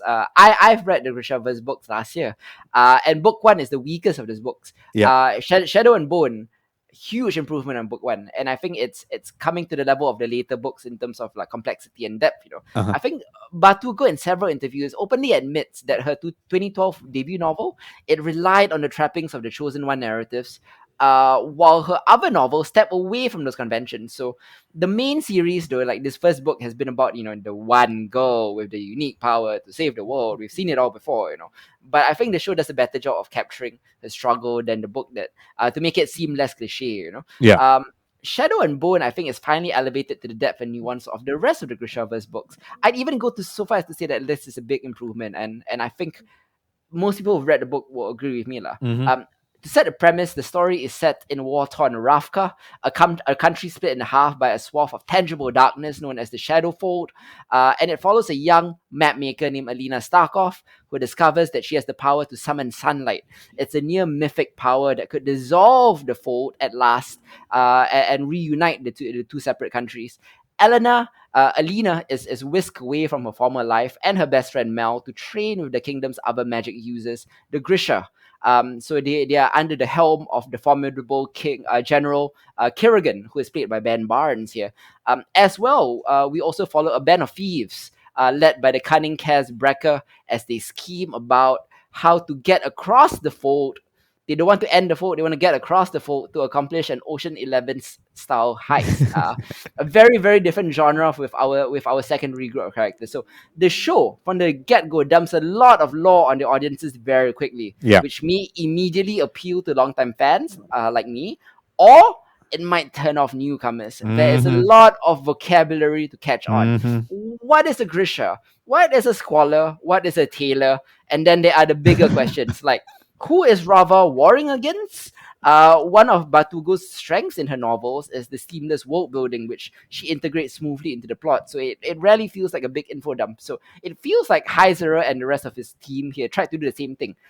They in fact, it's almost disproportionately catered to book fans who Mm. already know the terms and the terminology and the vocabulary. But it doesn't hold anyone's hands. But for viewers who can keep up, right? It's gonna be a wild, exciting ride. But for viewers who can't, it's gonna be a big turn off. Yeah. And you've seen like a bit of Shadow and Bone, right? Like, what do you think of it from a non book reader standpoint? Yeah. So I recall you talking about it. Talking about reading the novels themselves, right? So I was pretty excited when they announced it. The first episode is kind of a mess, if you ask me. Like Yes, so honestly, much. I Yeah. am not. I am no stranger to fantasy novels and fantasy world building, and just like the vernacular that is needed to create those worlds. I completely understand. It is incredibly difficult to do, but to want to squeeze it into less than 30 minutes Mm-hmm. is an impossible task. And it's kind of dizzying, right? The pace in which the first 30 minutes of the series takes place, Yeah. just to establish everything that needs to be established. And I did find that fairly annoying. Mm-hmm. Um, that being said, right, it is very clear that it has immense and gorgeous production value. Mm-hmm. And that in and of itself was enough to keep me going on past the first 30 minutes. Yep. And as usual here at Genre Quality, we usually give it a 3 episode rule, Yeah. as far as possible. So I gave it 3 episodes. And all in all, as someone who didn't read the books, I enjoyed it. Mm-hmm. There are, however, a lot of I don't know if it's just like annoying YA ticks. Like Mm-hmm. as far as the characters go, like there's always that those specific characters that you have to have right in every YA novel. So those can be kind of annoying, I think. Mm-hmm. But it is a gorgeous series. I'm not done yet, but I have Okay. gone all the way to episode 7. Okay. And I, by and large, have enjoyed it. I do feel it was a bit draggy in the middle. Yep. Um, But outside of that, like honestly, like it's a solid piece of work. I did a bit of reading up about the fact that our subplot with the heist is actually from a different set of books by the Correct. same author. It's not part of the same book. It's set in the same universe, Yeah, but it's not part of the same story. And that's what I wanted to talk about as an adaptation because it's yeah, not just an adaptation of book one in Grishaverse. It expands them by integrating other stories into the fold. From the expanded universe lah. So when it comes to those stories, like roping in characters from subsequent novels, yeah, I think it kind of bolsters the standard chosen one plot line by giving you something else to focus on. yeah. The first season admittedly brings together a lot of moving parts and they take a while to mesh together. Hmm. But once they all start clicking and the storylines, I think, kind of built to a satisfying climax, the strength lies in the characters who are compelling on paper. They come to life in the show vividly. I think the performances by a lot of the unknown actors are very good. Mm. Their relationships and motives add color and shades to gray to an otherwise black and white plot. Yeah. But it isn't the extra material that makes Shadow and Bone work so well as an adaptation. It's the fact that the main story, Alina's story, actually works better with this new casting because it works better as an inclusive narrative Yeah. by choosing to show her as a biracial character. Hmm. Firstly, book one was Alina's limited first person perspective. Yeah. So that, like, by including other parts of the world, you get a better idea of what the world is like. Hmm. And Alina herself is more compelling, and it kind of almost transcends, not quite, but almost transcends the chosen one archetype in this fantastical complex. I think because of her biracialness, Yeah. it gives Alina a good reason to be ostracized, because she resembles Ravka's enemies to the south. And it's a smart change. The decision makes Alina's loneliness even more powerful. Hmm. She isn't just a scrappy orphan who isn't like the other cool, glamorous Grisha girls. She actually has a legitimate reason to feel like an outsider. Yeah. So overall, I think the first season of Shadow and Bone is a good improvement of the books. On the flip side, however, the decision to smash together book one alongside stories from future books does awkwardly affect the pacing and momentum of the story in the second half at a lot of points. Mm. And while the lead character is a good example of the chosen one story that kind of works, the show is often unable to escape other fantasy YA cliches. Yeah. Yeah. So overall, like, a lot of good stuff, but a lot of room for improvement as well. I feel like everything leading up to the heist at Little Palace is great, and Yeah. everything after it is kind of dull. Yeah. Yeah. Yeah, I totally agree with you. Like the build up to the heist was great, but the heist itself was kind of meh. Hmm. And like the way, okay, I think the way the revelations are treated are a bit lazy. Yeah. Like some of the big revelations feel a bit lazy. I did enjoy a bit of the flashback, but I didn't feel like it did nearly enough weightlifting as it needed Hmm. to kind of like still carry the story forward. But that Hmm. being said, I do feel like I enjoy the subplot far more than the main plot. Yeah. Just because the chemistry there with the characters is just like rock solid. Hmm. Hmm. But yeah, so having no basis on to go off with the books itself, like it is thoroughly enjoyable. If Yeah. you can close one eye to some of the pretty typical annoying YA things Hmm. that you're gonna get, but if you're okay with those kind of things or even love those things, then I think Shadow and Bone is pretty dope. Oh yeah, definitely, man. I'm giving this a 7 out of 10 lah. And I'm being a little generous. I would usually give something like this a 6.5 out of 10. Yep. But because I think I'm more familiar with the books, Yep. it wasn't such a struggle for me to keep it up. Yeah. To follow the show. So yeah, that's why it's a 7 out of 10. But I can see why people who don't watch the show might rate it a 5 or a 6 out of 10. Yeah. It's a Who don't read the books it's a lah. That's six what I out of mean. me just because like by and large, if you're gonna do an adaptation and you know that you're gonna have to introduce this to non-readers of the book, right? You ought to do a better job at some of these things. Mm-hmm. It just took a bit, like you try to do too much in the first half and then you take too long to kind of resolve what you introduce. Was the main issue for me. But I think it's a very kind of bold move to want to merge multiple stories across a varied timeline from the same universe into one show. Like that Yeah. kind of like juggling is insane, and I think Mm-hmm. they did a pretty good job of it, which is why I'm still recommend the show anyway.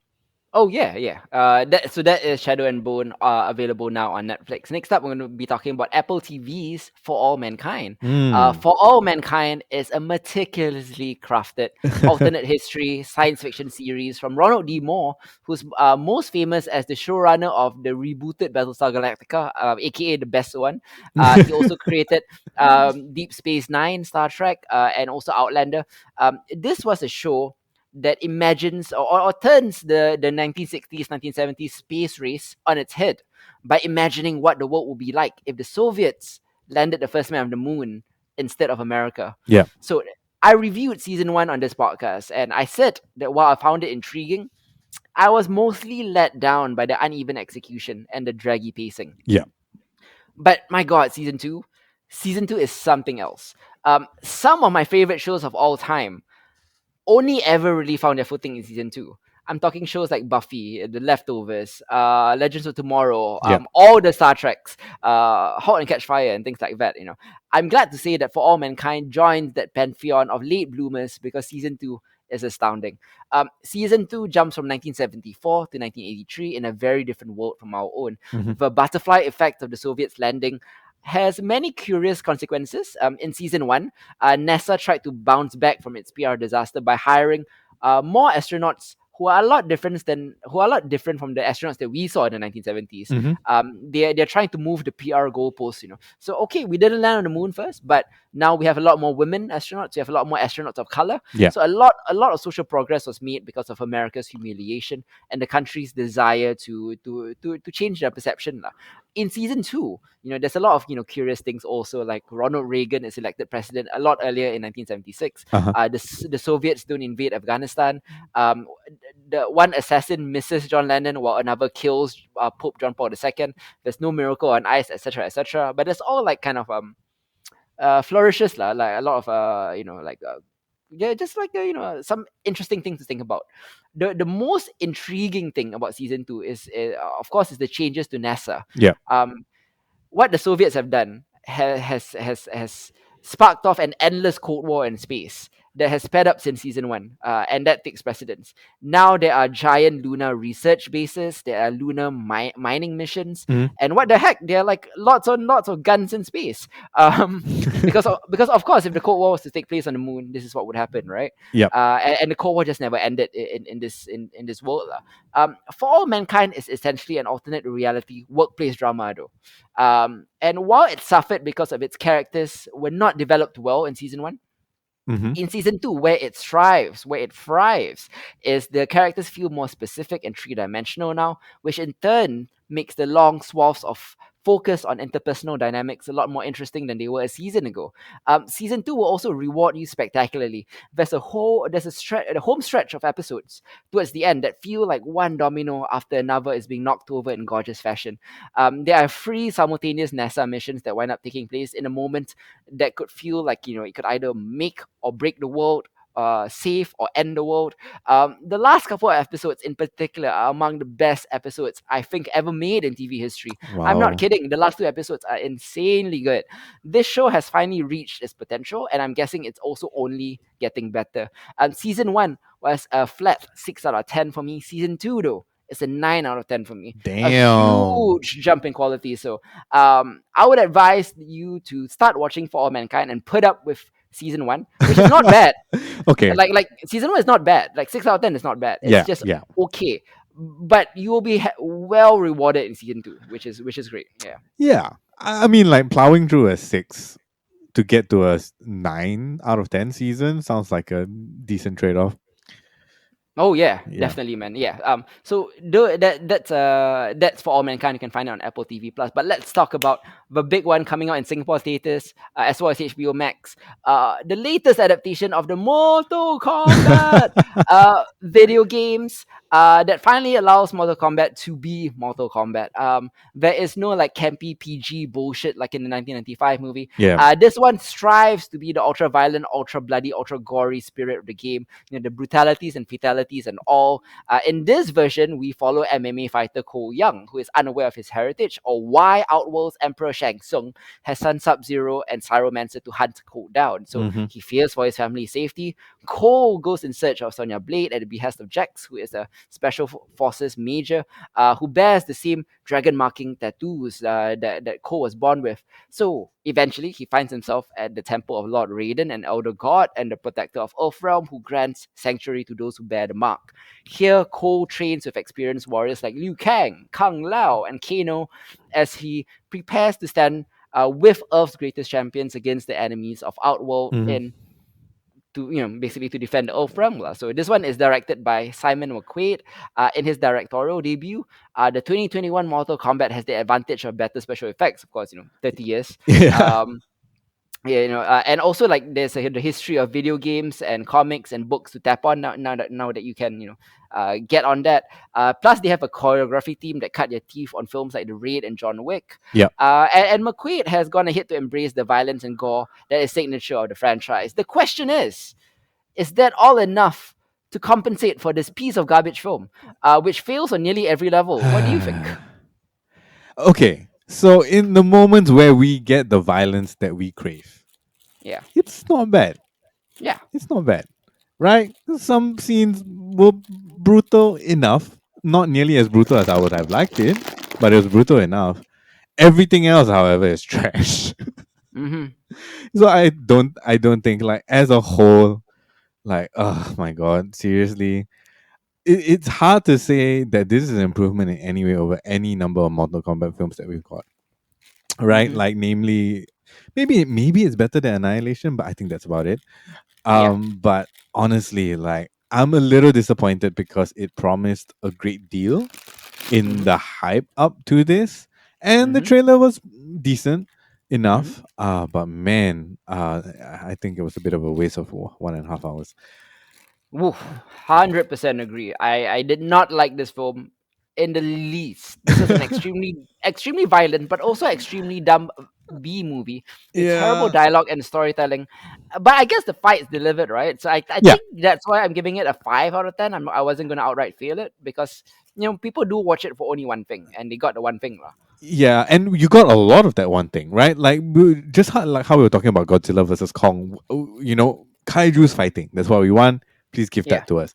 Mortal Kombat. I want to see, different martial arts and people dying horribly, in the most like kind of ridiculous, gory ways possible. Did we get Mm-hmm. that? Yes. Did we get spades of that? Actually, in proportion to the runtime of the film, a fair Yeah. bit. Um, but like, yeah, everything else is just. Are you serious? Like, Mm. the performances are.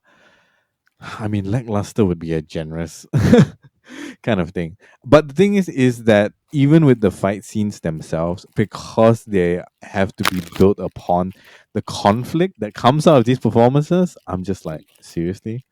Yeah. Yeah, so even the fights themselves have no dramatic basis to happen. Mm-hmm. On a technical level, I think the spectacle was well done. As far as the fight scenes go, not all of the fight scenes. Like it's not like all like amazing fight scenes from beginning to end, right? Like this is not a S tier anime for sure. But Mm-hmm. some of them were cool. Some of them were gory in ways that I did not expect, which was okay. Mm-hmm. Um, but yeah, outside of that, like I don't know. I don't know if it's just because of the franchise itself that no one will ever really kind of do a Mortal Kombat movies that will please everybody. Yep. But yeah, this is definitely not it, Chief. Like, no. Yeah, 100%. So you're 5 out of 10 as well, or even lower than me. Yeah, I'm gonna give it a 5 out of 10 because it's entertaining enough during the fight scenes. Mm-hmm. While you're doing something else, right? Like if you're on your phone the rest of the time, and you hear one of the stupid cheesy ass like close up shots with the line that's from the games itself, and then you look up and then you see the fight scene, and then you go back to your phone, you're gonna be fine. Yeah. So 5 out of 10 for me. Okay, cool. Next up, let's jump into quick hits where I quickly talk about some of the stuff that my co-host has not seen. First off is Netflix's Yasuke, Mm, which has an all-star creative team behind it. It's produced and created by LaShawn Thomas, who was a storyboarder on Legend of Korra and the Boondocks, and also the creator of Cannon Busters, which is also on Netflix. yep.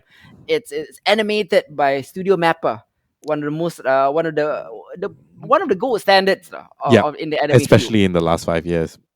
Definitely, it features the voice of Oscar nominee Lakeith Stanfield in the titular role, alongside legendary beatmaker Flying Lotus on the score.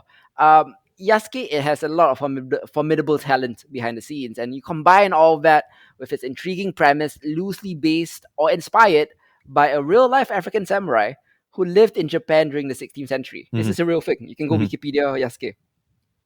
It's easy to see why there's so much hype in the lead up. Lah. So let me give you the premise. It is set in an alternate reality Japan, not real Japan. Yeah. We're instantly dropped into a sci-fi fantasy version of feudal Japan filled with mechs, magic, and mutants. We follow the country's only black Ronin through two timelines. In the present, Yasuke is an older man struggling to live a peaceful existence after a past life of violence. Yeah. Now he's serving as a boatman in a rural village. In flashbacks, we learn of his history serving the daimyo Oda Nobunaga during the Sengoku period of conflict, which was filled with bloodshed and betrayal. Yasuke's life, though, is upended when he is tasked with protecting a magical young girl of immense power who becomes the target of dark supernatural forces. Um, yeah, you've probably heard of all that before, like in various other things, Yeah. But I would say the most consistent strength of Yasuke is that it is unquestionably visually gorgeous. Mappa continues to be doing the Lord's work in anime. Hmm. Incredible stuff. Great character designs, colorfully dynamic battle sequences, sword fights, hand-to-hand combat, large-scale wars, superpowered showdowns. They're all splendor. They even craft like great astral plane sequences, that are kaleidoscopic and awe-inspiring. And Flying Lotus's like instrumental hip hop score and experimental electronica, it really adds to the thrill and wonder of such scenes. Yeah. Thematically, Yasuke is surprisingly radical as well, with a lot of pointed commentary on the racial disparities of the time period. Mhm. Our protagonist continually bristles against a bigoted populace that diminishes his accomplishments as a warrior and only views him as a servant or as a slave. Yeah. In fact, it's his inclusion in Oda Nobunaga's samurai elite that leads to his daimyo's downfall. Because the daimyo is shockingly progressive. He is openly gay. He recruits foreigners and women into positions of power, Hmm. and that causes his allies and enemies to rally against him due to his perceived disrespect of their culture. So the way that the show questions tradition, interrogates both the noble and narrow-minded aspects of Japan's ancient code of honor, is quite commendable. Unfortunately, though, Yasuke is often dragged down by its predictable plotting. Yeah. The familiar lone wolf and cub story, which, oh boy, like when I was giving you the premise already, I was like, oh god, this one again. Yeah. Um, a lot of underbaked character development. So much of it is predictable and deja vu-ish that the dazzling climax feels lackluster because you've seen the exact same thing play out and done better in Mm. hundreds of other anime and fantasy narratives. Yeah. Even its aesthetic, the black samurai in feudal Japan aesthetic, even that's not original. Nope. If you've seen Afro Samurai, Yep. you've seen this. Even the other aesthetic, the anachronistic hip hop beats, Yep. accompanied to feudal Japan like story. Even that's not original. You've seen Nope. Samurai Champloo. Mm. Even Afro Samurai was caught by the Rizal from Mutang. So Yeah. you know, certainly the reproducible qualities or the shows that it mirrors, right, and how great they are, does Yasuke no favors. Mm. So that's why Yasuke kind of falls flat for me, man. It is briskly entertaining without ever being particularly original or memorable. Yeah. So I'm giving this a 5.5 out of 10. Ah, man, I was that's a bit disappointing because I was expecting a lot of this given who the collaborators behind this are. Mm-hmm. But at the back of my mind, Afro Samurai exists. That is the problem, right? Afro Samurai exists. It is a similar setting, a similar story, a similar every aesthetic, and it's going to be so difficult to meet that bar or supersede that bar for that matter. I'm Mm-hmm. glad to know that their take on Nobunaga and kind of like progressive values Mm-hmm. and all of that is something that they managed to capture. So that's cool. But Mm-hmm. man, I was expecting a lot more. Oh well. Yeah, especially considering the talent. Oh well. You can also read like longer thoughts. I have an enemy review out right now. You can find it on enemy.asia. So if you wanna I break down like what I don't like about the show and what I do like about the show in greater detail in the Yeah. review. So if you want to go check that out, go ahead. Next up, I'm gonna be talking about Them, which is a new horror anthology show on Amazon Mm-hmm. Prime that it tackles a different aspect of terror in America every season. And season one is set in the 1950s, Yeah. and Them centers on a black family who moves from North Carolina to an all-white Los Angeles neighborhood during the period known as the Great Migration, which is a real thing. When a lot of the families from the South moved into suburban coastal areas to try to integrate themselves there. Yeah. And get this, the all-white suburb that they move into in California. Do you know what it is? Well, It's Compton. Compton. are you serious? But Compton used to be an all-white suburb in the 50s. Did you I know didn't. that? I didn't know that. Shit. Yeah, Really? it's a real thing. The show has a lot of fun with, like, when they move to California, it's suddenly like Compton, and then you see all these white people there. Like, there's such a, for people who know Compton through basically 90s gangster rap and Yeah. NWA and all that, like, Yeah. it's just so mind blowing, right? And then I had to Google whether like this was Compton's real history, and I turns out it's just did true. that. I just did exactly that. Oh Yeah. my god. Okay. Okay. Yeah. Sorry. Please continue. So this is where the black family's idyllic home becomes ground zero, where malevolent forces, whether they be racist next door neighbors Yeah. or supernatural forces indoors, threaten, taunt, ravage, and destroy them. Think of episode 3 of Lovecraft Country. Uh, Ah. expanded into a season of television. But unlike that show, I think Them eschews the escapism and horror fantasy in favor of very intense horror, Yeah. super intense horror that attempts to induce visceral dread without any reprieve. Um, this is um, this is a very relentlessly terrifying and harrowing show. It's like an intense pressure cooker Mm-hmm. with no release valve. It's also a very stylish show. Don't get me wrong; it looks great. Great camera work that blends, like kind of 70s exploitation horror vibes with a strong political subtext, combining paranormal and racial threats into unwelcoming white spaces. But the characters, okay, I get that the characters have no room to breathe themselves. Yeah. They jump from one crisis to the other. So we are immersed into the mental exhaustion and the fear that black people must feel daily, lah, Mm-hmm. whether they're living in the 1950s America or even today's America for that matter. It's just so exhausting, right? That being said, right, there are a couple of negatives because, like, I think past a certain point in the show, it starts to feel like degradation porn. You know what I mean? Oh. Okay. Like the suffering just like starts to feel exploitative rather than eye opening. Uh huh. Another bit of an issue is the pacing. The show seems to run out of steam sometimes, and at times it takes detours that are questionable. Um, and the biggest negative, if you've seen Lovecraft Country episode 3, you've seen this entire season done better in one episode. Like, why? Why sit down to watch 10 hours of it when you can watch 45 minutes of Lovecraft Country episode 3? So that's why it's a 6 out of 10 for me. Oh man. Okay. Okay. I would. The premise is interesting, and I Yeah, thought that because I really enjoyed episode 3 of Lovecraft Country. yeah. Would be something that I would manage to flesh it out. But if that's not the case, then never mind. Yeah, yeah. There's a lot of, like, I mean, I don't mean to, like, the creators are black themselves, like, all the writers are black, all the directors are black. But past a certain point, when you're, it's like the kind of the 12 years a slave syndrome. Like, Mhm. past a certain point, it just feels like degradation porn. Like that Janelle Monáe movie last year, which Oh felt the yeah. same way as well. And it's kind of an issue which I will talk about in a later show as well, like, called The Handmaid's Tale. But for now, next up, let's talk about Amazon's Made for Love.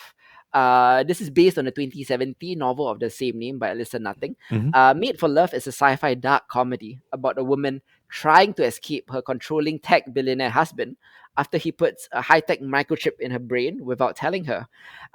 Now, the reason I tuned into this is because of its star, who is Kristen Milotti, who we've talked a Oh lot of in Genre Equality. yeah. Um, there is typecasting, and then there is Kristen Milotti's career over the last few years, where she has repeatedly been hired to play strong-willed women trapped in some useless dude's sci-fi nightmare. Black Mirror. Do you know what I mean? Like, and Yeah. nearly every other role since then, like even the genre trappings of Palm Springs, it's a bit of a thing these days, Um, this time, though, she's Hazel, and she has a chip in her head that allows her tech mogul husband to monitor everything she sees, hears, and feels. Mhm. Melati is incredible once again. She's such a dynamo of justifiable confusion and rage. She has a great comedy chops too, as we've seen before, trying to mine humor from very dark situations. That being said, though, the story itself is kind of disappointingly familiar. Yeah. Um, a lot of sci-fi ideas and allegories about abuse and control and objectification, while very important, have been done better and been done better elsewhere. Hmm. The only reason to watch this is for Kristen Milotti. And that's why it's 6 out of 10. Wow. Okay. Okay. Do you Yeah. think she'll ever escape this little box that she's been put in? I don't know. I haven't seen her in anything else. Yeah, she's always either trapped in a sci-fi nightmare because of some dude, Yeah. or she is in a rom-com, which is How I Met Your Mother and Palm Springs. Yeah. And Palm Springs actually combine both of those two genres, lah, Yeah. which is interesting. So I hope she gets to do something else. Uh, if not, she'll go. I mean, if not, she was gonna. I'm not. I don't mean this as a diss, but Yeah. she's gonna go down like the Elizabeth Moss route, where Elizabeth Moss always plays one role. Yeah. I mean, she's damn good at it. Like, she's fucking good at it. Yeah. Like incredible. She's like the Michael Jordan of tortured women. But like at the end of the day, like, don't you want to do more? Yeah. Yeah. Yeah. That's true. Okay. Before we jump into the Handmaid still, let's talk about Thunder Force, which is a new superhero comedy on Netflix starring Melissa McCarthy and Octavia Spencer. They Yeah. are two estranged best friends who become superheroes. McCarthy plays Emily, who has developed a genetic platform which gives ordinary people extraordinary superpowers. Lydia, who's played by Octavia Spencer, visits Emily's lab, accidentally doses herself with the formula that gives her super strength. Meanwhile, Emily's superpower is invisibility. The unlikely duo are the least prototypical superheroes in existence, so they go about fumbling their way through fighting villains who populate their Chicago hometown. So the idea of putting like two plus size middle aged women in a film like this is great. Like the whole like that whole idea. Mhm. But unfortunately, the movie itself just isn't very good. Yep. Or funny, for that matter. Like, everything about Thunder Force feels like a watered down rerun of McCarthy's better material, like in Spy or in Bridesmaids. Thunder Force's direction is flat, unmemorable. The script is dim-witted and dumb. Avoid this one at all costs. It's a 0 out of 10. Yeah. I caught 5 minutes of it, Yeah. and yeah, absolutely not gonna touch that with a 10-foot pole. Yeah, don't. Genuinely one of the worst movies made this year. Wait, why did I qualify that? Genuinely the worst movie made this year. Like, not one off, Like, how many times have we given something a 0? twice, I think. Like, very few. Yeah, yeah. So I am, yeah. Like, I watched 5 minutes of it, and it was enough to give me for me to give it a 0. So Yeah. let's just go Yeah. with that. Like, usually there's at least like one redeeming factor, like a 1 out of 10, to get it. Like, there's nothing here. To cap off quick hits, let's talk about season 4 of The Handmaid's Tale. This once acclaimed show has finally reached the point of diminishing returns. Um, don't get me wrong, the performances are Mhm. still great. The production values are still amazing. But you can tell that The Handmaid's Tale has far exceeded the natural lifespan of its story. Yeah. Um, there are some shows like Infinity Train that don't get to ever reach this point, and then there are other shows that do. You think about Homeland, think Mhm. about The Walking Dead or Dexter. The Handmaid's Tale has gone past that point. Like, just because the network can't let go of its one cash cow, the show has nothing new left to say, and he has milked Margaret Atwood's cautionary dystopian tale dry. Mhm. Now it's just an endless, tedious cycle of watching June make terrible, selfish decisions, and then watching various women get brutally tortured every episode. I mentioned earlier that them boarded on degradation porn. Yeah. The Handmaid's Tale has straight up become degradation porn right now, and that's a shame because this was once a great show. It's a 4 out of 10 for me. Damn, that's sad. Yeah. Let's move on though to the Way of the Househusband, Yeah. which is a Netflix anime adaptation of the popular manga. You caught it. Actually, I've caught it as well. But like, I'm a bit out of breath, so I'm gonna let Isa take this one. Like, what did you think about the Way of the House Husband? Yeah, so Way of the House Husband, for those of you who haven't heard our very glowing review of Hmm. the manga on our Behold episode, which if you're watching on YouTube, we will just link that below. Yeah, Um, yeah, so basically, it centers on our protagonist Tatsu, who is an infamous and very feared yakuza known as the Immortal Dragon. He retires from his life of in the criminal world to become a house husband, so he can support his wife Miku, who is a I think she's a designer, if I'm not wrong, right? just a corporate career, Yeah, lah. she has a corporate career basically, and he retires to support her. So they've adapted it to be kind of an episodic series on Netflix. And to be fair, right, there's the animation isn't great. Like some of the comments that people have been talking about, it looks a lot like a slideshow, which Hmm. is no surprise considering that it was done by JC staff. If you guys have been listening long enough, I often have problems with because they are, a lot of studios often outsource to them because they are good value Cheap. for money, apparently. Yeah, yeah, So you pay for what you get for. That being said, the episodes that we have gotten so far, which is only one half, I believe. So we've got 5 episodes out of 10 so far, so they are sufficiently animated for people who don't want to read the manga but still want to get into the Way of the House Husband. It is still continues to be funny. I think the voice acting is perfectly fine hmm, for what needs to be done, and the animation is enough, right? Like it gives you enough of an idea, of what's going on, and the just kind of like misadventures of this man. hmm, Um, so yeah, I'm gonna keep it short. I'm gonna say that at the end of the day, the manga is way better because we've just gotten more of the manga.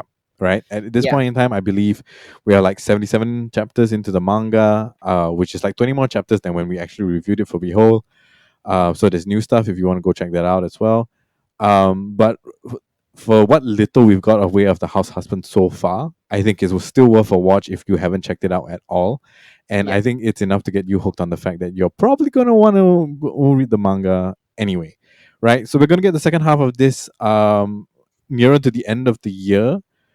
Fingers crossed after the complaints, they do improve the animation a little bit, because really you could probably do that animation on PowerPoint. You really could. Yeah. But outside of that, I still think it's funny enough for a watch. I'm gonna give it a 6 out of 10, which is lower than what we gave the manga, but still Hmm. like worth a catch.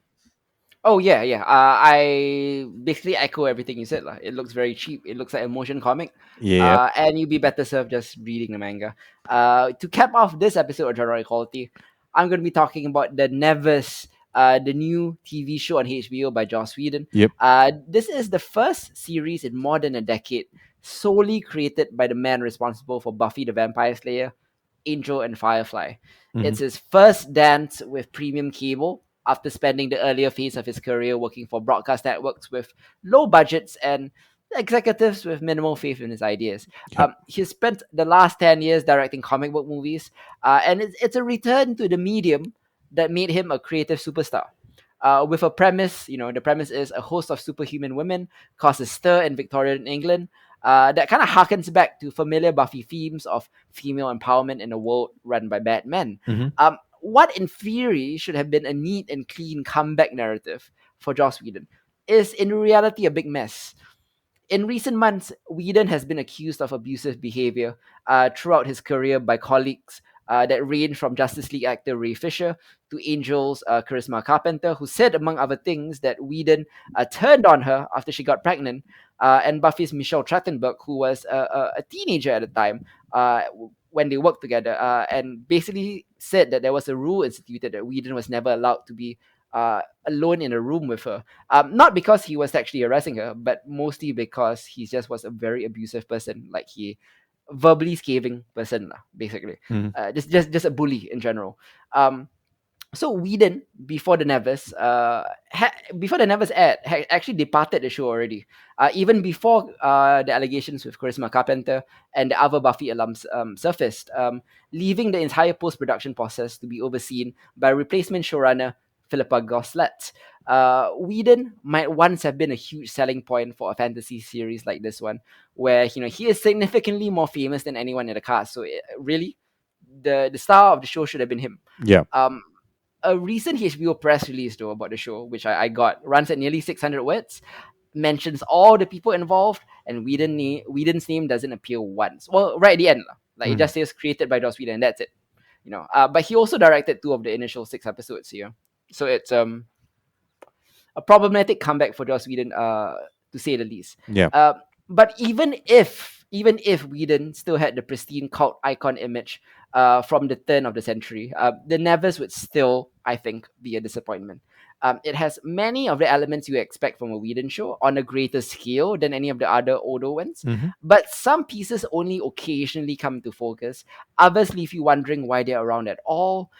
This isn't unusual for Whedon. A lot of Whedon shows, from Buffy to Angel to Dollhouse to Firefly, took, I would say, a season to get into gear. Yeah. Um, so it's like if Whedon was still Whedon, I might still be giving this a chance. Knowing that it's probably going to ramp up later, lah. But as it is, it's tough because this is a mess of a show that is tonally awkward, incongruent. All the Whedonisms which have become memes right now, which have become easily parodied, Yeah. are more obvious than usual. Especially more obvious than back in the late 90s and early 2000s, when they were still fresh and new. Hmm. Now I know that Whedon can only do one thing, much like Aaron Sorkin can only do one thing. So, I mean, like the Whedonisms really goes to show the lack of breadth in terms of his creative vision. He can only do that one thing.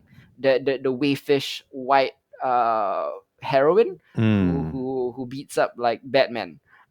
That's it. It's just very difficult for me to get into the show, even if it had been perfect, which it is not. Hmm. You know.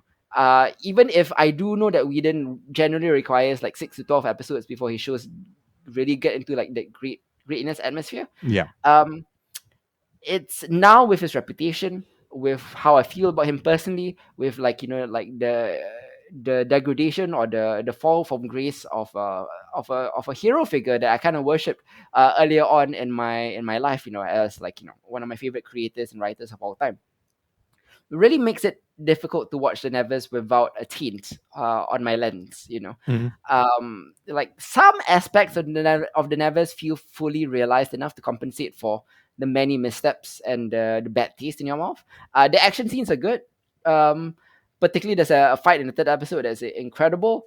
But all in all, right, I just feel like the show just doesn't click because it feels tainted by the accusations against Whedon. Like Hmm.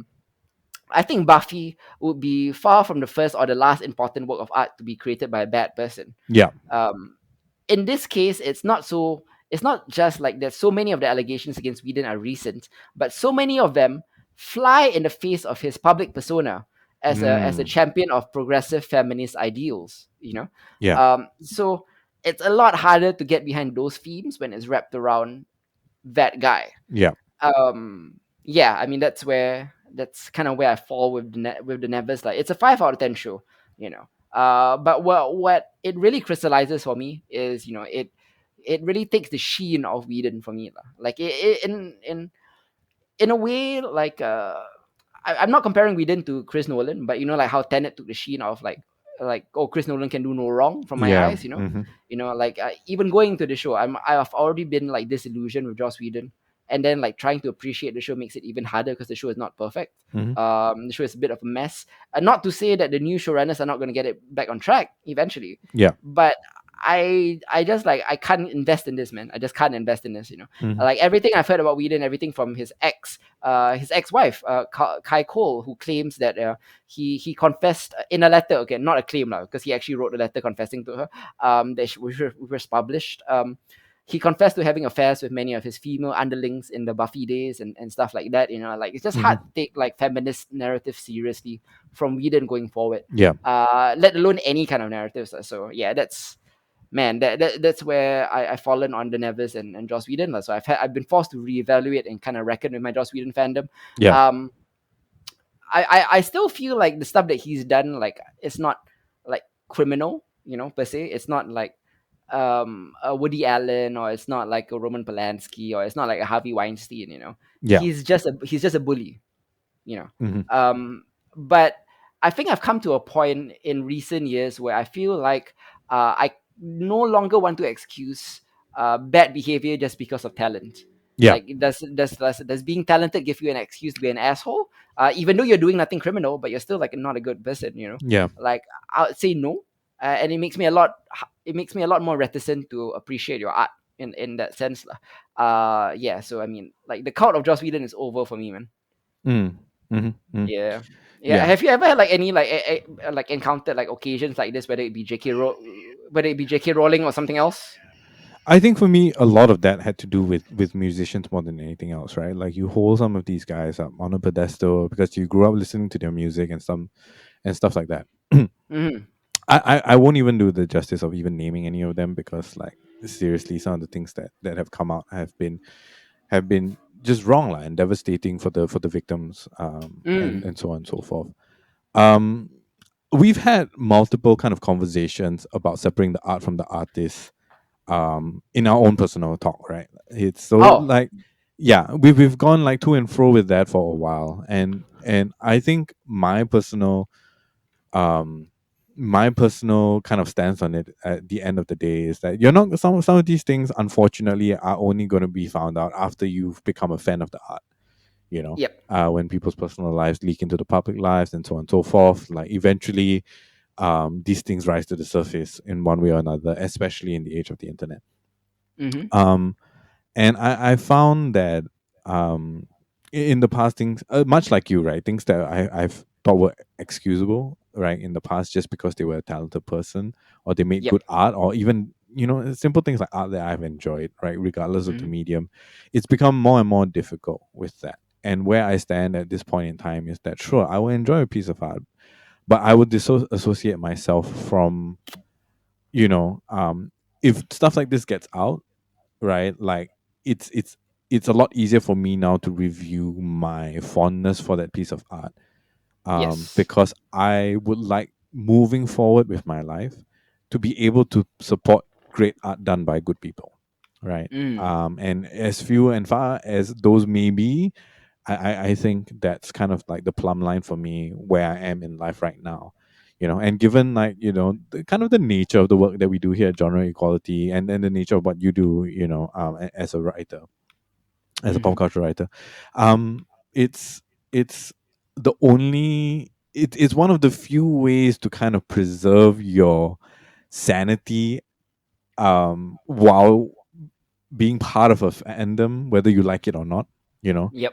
Yep. and so I fully agree with you on those kind of things, right? Like, y- great talent doesn't excuse anything.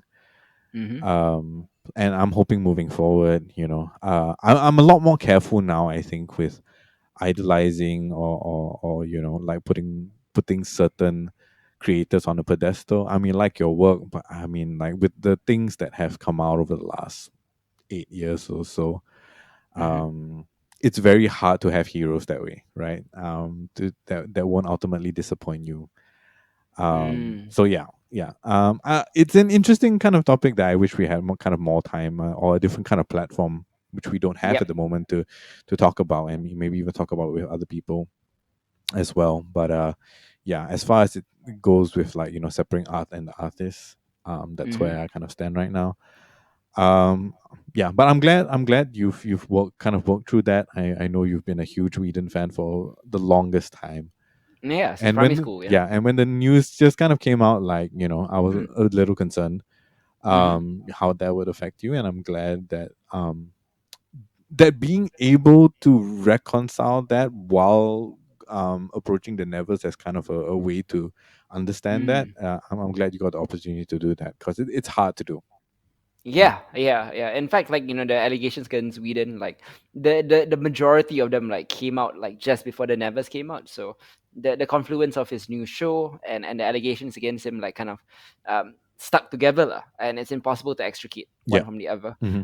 Yeah. So I mean, like, that's my thoughts on, like, my I'm still a fan of Joss Whedon. I would say, I Yeah. I, I still like would watch Firefly like endlessly, like rewatching. And some of my favorite Buffy and Angel episodes as well, including Dollhouse. Hmm. But going forward, right, with his new work, I don't think like it has to be really something special for me to like give it a shot again lah. Okay. I tried with the Nevers and I just couldn't get into it, you know. Even though like I know in my head that it's probably gonna get better, but like you know, I'm just not gonna. I don't give it the benefit of the doubt anymore, lah, which is sad, lah. And you know, never. First of all, never meet your heroes, and secondly, like you know, your heroes eventually will live long enough to get torn down, lah. Because you know, Yeah. yeah. Which always like makes me like infinitely more respectful of the genuinely good people making art. Yeah, which is to echo your sentiments, like you know, follow good people who make good art, lah. Hmm. But at the same time, you know, don't blindly think that they are perfect people. Yeah. Everyone has skeletons in their closet, and you need to like be open to accepting their faults if they come to light. Yeah. Yeah, and that's basically my take on that lah. We will be back next month in May with 3 new episodes, 2 beholds and 1 genre equality. Subsequently to this, you know, in next week we'll be talking about Latin American cinema, where we'll be talking about City of God, Hmm. Wild Tales, Roma. The episode next to that, the new behold episode, will be non-American gangster movies, because I feel Yeah. that if we were to talk about gangster movies, you can't talk about gangster movies without talking about American gangster movies. You know, like Yeah. all the topics we'll probably be talking about, like Goodfellas, The Good Father, etc. Like, you know, like most of the best gangster movies are made in America, but there are a lot of good gangster movies not made in America too, like Infernal Mm, Affairs, yeah. The Raid, Instant Promises, Animal Kingdom. So we thought we'll shine a light on that, because American gangster movies really don't need a light shine upon them. They're Yeah. just so popular already. Yep. Yep. For sure. Yeah. For sure. I mean, like, honestly, especially in the case of Inferno of Affairs, like, that easily rivals any gangster movie that's ever been made, right? Mhm. American or not. So I think it's important to kind of look at that. And to be fair, like, it is the source material for The Departed, The yeah. Departed, right? So, like, it would be super interesting. I'm looking forward to that episode to kind of like talk about all these things. Oh, 100%. And Genre Equality 42 is going to be a jam-packed one. Isa has Yeah. a lot in his anime corner. Yeah. Plus, we'll be talking about Love, Death, and Robots Season 2 and the final season of Castlevania. A new show by Barry Jenkins called The Underground Railroad, where Hmm. he reimagines the metaphorical Underground Railroad, you know, the network of people who help fleeing slaves, as a literal underground railroad, like a steampunk reimagining of slavery era, Yep. which is fascinating. And it comes from Barry Jenkins, you know, Moonlight. If Bill Street could talk, the guy has never done anything wrong. So Yep. sounds like it could be good. Plus, we'll talk about Army of the Dead, which is Zack Snyder's new zombie movie, Adventure Hmm. Time's new episode, Jupiter's Legacy, Oxygen, Modoc, Eden, Mitchell's versus the Machine, 9 Days, and a lot more, man. We got a lot of stuff coming out Yep. next month. So do tune in on our YouTube and Nextcloud channels. Like, follow, subscribe, press that bell for notifications. Yeah. Anything else you want to say before we leave off? No, yeah, I would love to get some support on YouTube as well. If that is your platform of choice for listening to podcasts, we just want to make sure that you guys get to listen in the way that's most accessible and convenient to you, right? Yeah. Yeah, and we will see you in our next episode.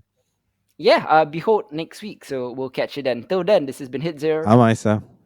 One world, one people. Goodbye. Ciao.